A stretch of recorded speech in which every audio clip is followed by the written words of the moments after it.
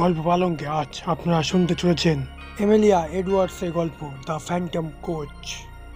Emilia Edwards ইংরেজি সাহিত্যিক, সাংবাদিক এবং ইজিপ্টোলজিস্ট। তার জন্ম 7 জুন 1831, মৃত্যু 15 এপ্রিল 1892। আজকের গল্প প্রথম প্রকাশিত হয় 1864 সালে। গল্প পাঠে ও প্রধান চরিত্রে রয়েছে সপ্তক এবং গল্পে চাকর ও বাড়ির মালিকের ভূমিকায় রয়েছি আমি রয়। এছাড়াও থাকছি আপনাদের সাথে video editing, poster designing, special effect ও সাউন্ড ইফেক্টে পুরো গল্পে আপনাদের সাথে। তাহলে এবার শুরু করা যাক। আমি আপনাকে যে ঘটনাটা বলতে যাচ্ছি তা সত্য। তা আমার সাথে 20 বছর আগে ঘটেছিল, কিন্তু আমি মনে করি যেন গতকালই ঘটেছে। এই 20 বছরে আমি শুধুমাত্র একজনকে এই ঘটনাটা বলেছি, এখন আপনাকেও বলতে যাচ্ছি।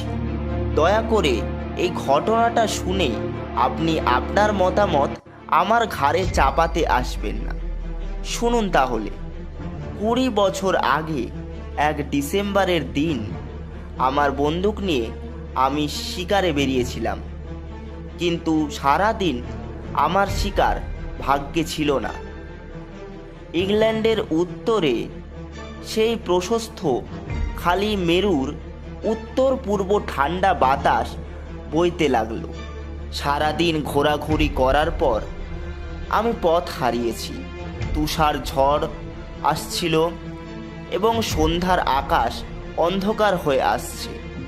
আমি উদ্বিগ্নভাবে দূরের দিকে তাকালাম, কিন্তু কোথাও কেউ নেই, আশেপাশে কোনো লোকালয়ও নেই।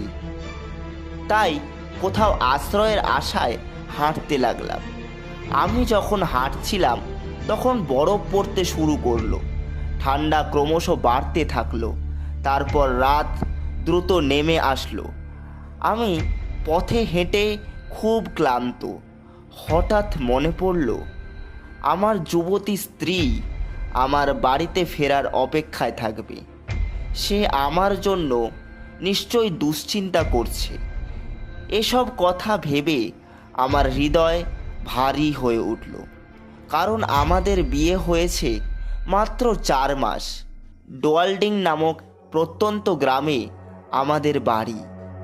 আমরা একে অপরকে খুব ভালোবাসি এবং আমরা আমাদের জীবনে খুব খুশি ছিলাম। সেদিন সকালে যখন আমি আমার স্ত্রীকে ছেড়ে চলে যাই, তখন আমি সূর্যাস্তের আগে ফিরে আসার প্রতিশ্রুতি দিয়েছিলাম। কিন্তু এখন আমি ভাবছি যে কোনোভাবে মধ্যরাতের আগে আমার স্ত্রীর কাছে যেন আমি ফিরতে পারি, তাহলে সে বেচারা চিন্তামুক্ত হবে। কিন্তু উপায় নেই। বরফ পড়তে থাকলো এবং রাত আরও অন্ধকার হয়ে গেল। এতক্ষণে আমি 2বার পথ হারিয়ে ফেলেছি। যেই পথে এসেছি সেই পথও চিনতে পারছি না। আমি থেমে গিয়ে চিৎকার করে উঠলাম, কিন্তু তাতে মনে হলো নীরবতা আরও গভীর হলো। এর আগেও অনেকে এইভাবে পথ হারিয়ে অন্ধকারে রাতে বরফের মধ্যেই ঘুমিয়ে পড়েছিল এবং পরে তারা মারা গিয়েছিল। আমিও কি তাহলে মৃত্যু?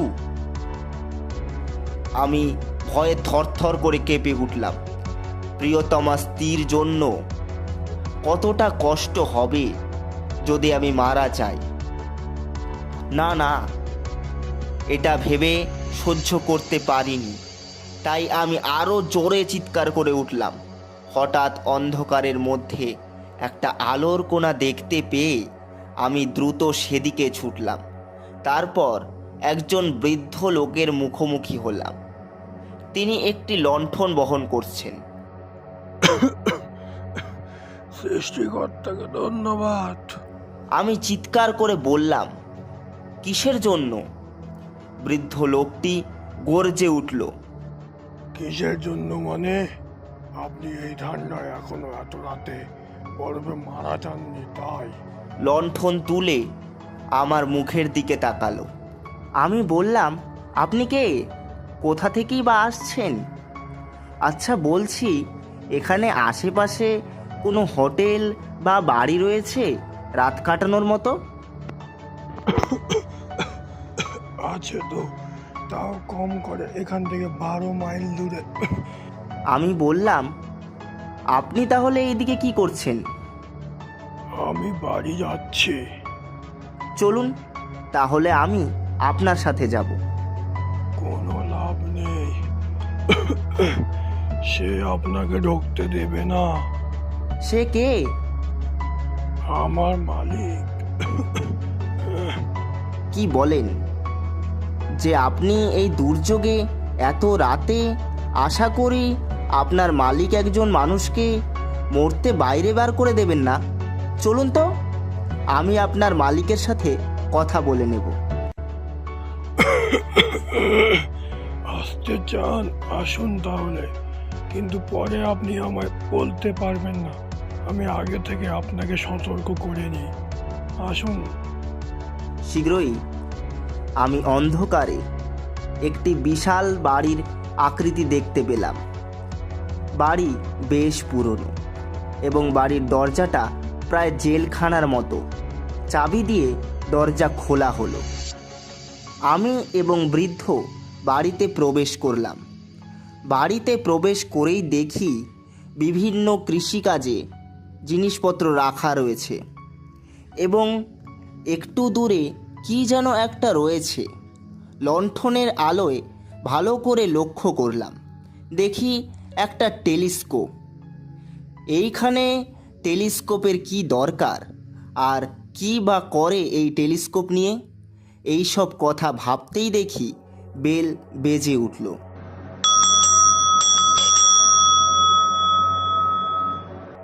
তখনই বৃদ্ধ লোকটি আমায় বলল, ওই যে যান, মালিক আপনাকে ডাকছে। ওই যে ওটা মালিকের ঘর। আমি দরজার সামনে গিয়ে বললাম, হ্যালো স্যার, আমি কি ভেতরে আসতে পারি? ভেতর থেকে কোনো উত্তর এলো না। তাই আমি নিজেই দরজা ঠেলে ভেতরে গেলাম। গিয়ে দেখি একটি লোক জানলার দিকে মুখ করে বই পড়ছে। এই ঘরে অনেকগুলো বই রাখা রয়েছে। যখনই আমি লোকটাকে ডাকতে যাব, ঠিক সেই সময় লোকটা পেছন ঘুরে আমাকে দেখে বলল, আপনি কে? আমার বাড়িতেই বা কি বা করছেন? আপনাকে ঢুকতে দিলই বা কে? চাকরটি আপনাকে বাধা দেয়নি? আমার নাম জেমস মারিন। আমি শিকার করতে এসে হারিয়ে গিয়েছি। আপনি যদি একটু আজকে রাতটা আপনার বাড়িতে আশ্রয় দিতেন। এটা কি আপনি কোনো হোটেল পেয়েছেন? বাইরে বোর্ড দেখেননি প্রাইভেট প্রপার্টি? যান, বেরিয়ে যান। না মানে বরফ পড়ছে তো, এই অবস্থায় বাইরে থাকলে আমি ঠান্ডায় জ্বরে মারা পড়ব। লোকটা জানলা দিয়ে বাইরে তাকালো আর বলল, ঠিক আছে, আপনি শুধু আজকে রাতটা থাকতে পারেন, বাট কাল সকাল হলেই কিন্তু আপনাকে চলে যেতে হবে। আমি আমার চাকরকে বলে দিচ্ছি, আপনার থাকার ও খাওয়ার ব্যবস্থা করে দেবে। এই বলে আবার তিনি বই পড়তে আরম্ভ করলেন। আমি বেরিয়ে এসে বাড়িটাকে ভালো করে দেখতে লাগলাম। মানচিত্র, কাগজপত্র এবং বই দিয়ে আবৃত ছিল। সেখানে ভূতাত্ত্বিক বস্তু, রাসায়নিক বোতল এবং অন্যান্য সরঞ্জামে ভরা আলমারি ছিল। বাড়ির হলঘরটা অগোছালো ও ছোট বাড়িটি ভালো করে দেখছি। এই সময় খাবারের ডাক এলো। বাড়ির মালিক ও আমি দুজনে মিলে রাতের ডিনার সেরে ফেললাম। খাওয়া দাওয়ার পর বাড়ির মালিকের সাথে আমার ঘন্টাখানেক গল্প চলল। গল্প করতে করতে হুট করে দেখি যে বৃদ্ধ চাকর এসে বলল, বাবু, বাইরে বরফ পড়া বন্ধ হয়ে গেছে, তাহলে কি আমি গেটের সামনে বরফগুলি এখনই সরিয়ে দেবো, না কাল ভোরে করে দেবো? আমি উঠে দাঁড়ালাম ও বাড়ির মালিককে বললাম, বরফ পড়া যখন বন্ধ হয়েছে এবার তাহলে আমি আসি। বাড়ির মালিক বলল, রাত তো অনেক হয়েছে, আজকে আর যাওয়ার দরকার নেই, কাল সকালে এক যাবেন। আমি বললাম, না, বাড়িতে আমার স্ত্রী একা রয়েছে, তাই বাড়ি ফেরাটা আমার কাছে অত্যন্ত দরকার। যাবেন যখন ঠিক করেছেন তাহলে পায়ে হেঁটে যাওয়ার দরকার নেই। এখান থেকে প্রায় 5 মাইল দূরে রাস্তার উপর দিয়ে রাতের ডাকগাড়ি যায়। আপনি কিছু পয়সার বিনিময়ে ওতে যেতে পারেন। আমার চাকর আপনাকে রাস্তা পর্যন্ত থুয়ে আসবে, বাকিটা আপনি নিজেই যেতে পারবেন। বেশ, তাহলে আর দেরি করে লাভ নেই, আপনি বেরিয়ে পড়ুন, নাহলে ডাকগাড়িটি হাতছাড়া হয়ে যাবে। আমি বাড়ির মালিককে ধন্যবাদ জানিয়ে বৃদ্ধ চাকরের সাথে বেরিয়ে পড়লাম। বাইরে ভালোই বরফ পড়েছে। চাকরকে অনুসরণ করে প্রায় 2 মাইল পর্যন্ত হেঁটে গেলাম। তারপর বৃদ্ধ চাকর আমার দিকে ঘুরে বলল, এই যে রাস্তা, এখান থেকে প্রায় 3 মাইল গেলে ডাকগাড়িটি পাবেন। আর হ্যাঁ, সাবধান, এই রাস্তাটি খাড়া এবং সরু, তাই সতর্ক থাকুন, বিশেষ করে সাইনপোস্টের কাছে, যেখানে পাথরে প্রাচীর ভেঙে গেছে। দুর্ঘটনার পর থেকে সেটি আর মেরামত করানো হয়নি। বুঝতে পারলেন? কি দুর্ঘটনা? প্রায় 9 বছর আগের কথা। নাইট মেলে কোচ সাইনপোস্টের কাছের দেওয়াল ভেদ করে নিচে খাদে পড়ে যায়। গাড়িতে 3 জন ছিল, তারা সবাই মারা যায়। যাই হোক, আর দেরি করবেন না, না হলে গাড়িটি কিন্তু আপনি আর পাবেন না। তাড়াতাড়ি যান। আমি বৃদ্ধ চাকরকে কিছু টাকা দিলাম এবং সে অন্ধকারে চলে গেল। তারপর পাথরের দেওয়ালটা আমার ডান দিকে রেখে রাস্তা ধরে হাঁটতে লাগলাম। এখন কেমন নিঃশব্দ আর নিঃসঙ্গ ছিল। আমি খুব একা অনুভব করলাম। আমি একটি সুর গাইতে শুরু করলাম। রাতের বাতাস ক্রমশ ঠান্ডা হয়ে আসছে। আমি দ্রুত হাঁটলাম ও আমি আমার মন দখল করার চেষ্টা করলাম, যাতে আমি এই অতিপ্রাকৃত দুর্ঘটনা সম্পর্কে বেশি কথা না ভাবি। কিছুক্ষণ পর থেমে বিশ্রাম নিতে হলো। আমি আমার নিঃশ্বাস ফিরে পেতে পাথরের প্রাচীরের সাথে ঝুঁকে পড়ার সাথে সাথে দূরত্বে একটা আলোর বিন্দু দেখতে পেলাম। আমি অনুমান করেছি যে গাড়ি এসেছে। আমি অবাক হয়ে গেলাম। এই খাড়া বিপজ্জনক রাস্তায় একটা গাড়ি কি করছে?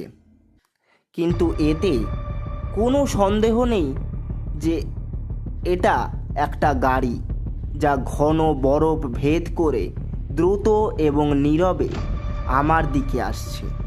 কোচটা পুরো গতিতে রাস্তার বাঁকে ঘুরে আসার আগে আমার উত্তর দেওয়ার সময় ছিল না।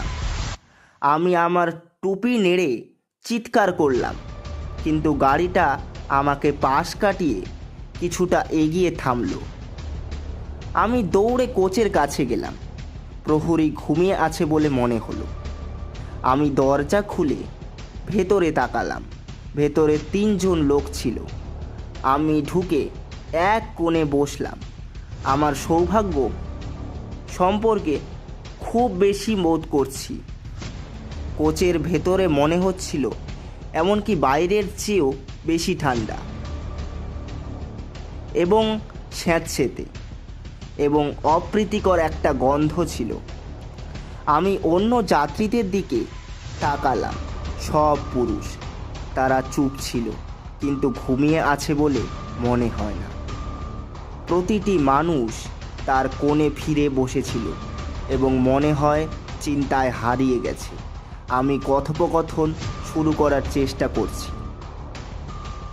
আজ রাতে খুব ঠান্ডা। আমি আমার বিপরীত যাত্রীকে বললাম। সে মাথা তুলে আমার দিকে তাকালো, কিন্তু উত্তর দিল না। আমি খুব স্পষ্টভাবেই তার মুখ দেখতে পাচ্ছিলাম না। আমি দেখলাম যে তার চোখ আমার দিকে তাকিয়ে আছে, কিন্তু একটা কথাও তিনি বললেন না।